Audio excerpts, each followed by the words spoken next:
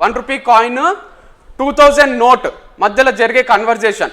1 rupee coin 2000 నోట్కి ఏమంటదంటే, ఏం life నీది, ఎంత దర్జాగా బతుకుతావు, అందరికీ నువ్వంటే ఇష్టము, నువ్వు మామూలు లైఫ్ కాదు నీది, మస్తు హైలైట్, నీలాగా నేను బతకాలని ఎప్పుడు ట్రై చేసినా బతకలేను, నువ్వు మంచిగా ఉన్నావు లైఫ్లో, మస్తు హైలైట్ ఉన్నావు, అది ఇది అని పొగుడుతుంటే 2000 నోటు ఒకరోజు 1 రూపీ కాయిన్తో అంటది, నువ్వు అనుకున్నంత హైలైట్ ఏం లేదు నా లైఫ్ అంటే, అంత అబద్ధం నువ్వు చెప్పేది, నిజంగానే మంచి ఉంది, ఎవరిని అడిగినా చెప్తారు అంటే అది ఎక్స్ప్లెయిన్ చేస్తుంది.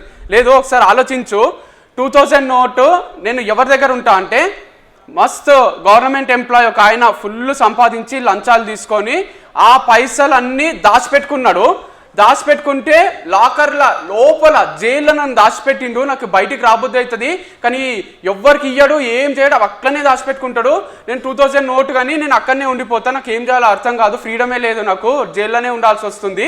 తర్వాత ఒకసారి ఐటీ రేడ్ అయ్యి ఐటీ ఆయన వచ్చి అవన్నీ తీసుకుపోదాం అనుకుంటే ఆయనకే దాంట్లో నుంచి పైసలు తీసి లంచం ఇస్తే ఆయన దాచిపెట్టుకున్నాడు బ్యాంకులో.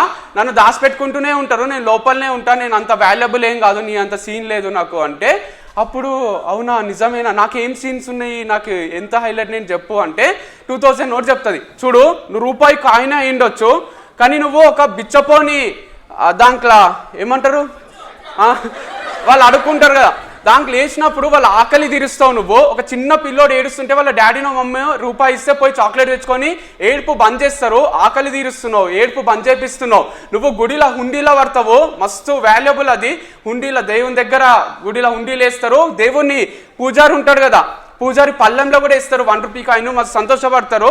అండ్ లాస్ట్కి అంతిమ యాత్ర అని ఉంటుంది, మనం చనిపోయిన తర్వాత శ్మశానంకి తీసుకుపోయినప్పుడు రూపాయి కాయిన్ ఇక్కడ పెడతారు, అక్కడి వరకు ట్రావెల్ చేస్తావు, దేవుడి పాదాల నుంచి అంతిమ యాత్ర వరకు నువ్వు ట్రావెల్ చేస్తూనే ఉంటావు. నువ్వు మామూలు హైలైట్ కాదు, రూపాయి కాయిన్ అంటే చీప్గా చూడకు, నిన్ను నువ్వు చీప్గా చూసుకోకు, మస్తు హైలైట్ క్యాండిడేట్వి నువ్వు అని చెప్తుంది అనమాట. సో అంటే చాలాసార్లు మనల్ని మనం అండర్ ఎస్టిమేట్ చేసుకుంటాం, నేను అంత వాల్యుబుల్ కాదేమో, నాకు అంత సీన్ లేదేమో, maybe I cannot create a difference in this world, in this society. అవసరం లేదు, నీ ఫ్యామిలీ వరకు, నీ ఫ్రెండ్స్ వరకు, నువ్వు కాలేజ్కి రాకపోతే ఫోన్ చేసి అడగాలి, అరే మామ ఎందుకు రాలే మామ, అరే పిచ్చి పిచ్చి అవుతుంది మాకు, అసలు ఎవ్వరు నవ్వించేటోళ్ళు లేరు, సినిమాకి పోదామని అడిగేటోళ్ళు లేరు, నువ్వు రామమ్మ రేపటి నుంచి ఏదో ఒకటి చేయి కానీ రా, అంత వాల్యుబుల్ అయిపోవాలి నీ ఫ్రెండ్స్కి. ఫ్యామిలీకి కూడా అంతే, ఫ్యామిలీలో నువ్వు లేకపోతే డిన్నర్ చేసేటప్పుడు అరే మా వాడు లేడు హాస్టల్కి వెళ్ళిపోయిండు అని వాళ్ళు మిస్ కావాలి, ఒకరిని నువ్వు మిస్ అయ్యేటటువంటి క్యారెక్టర్ మెయింటైన్ చెయ్యు.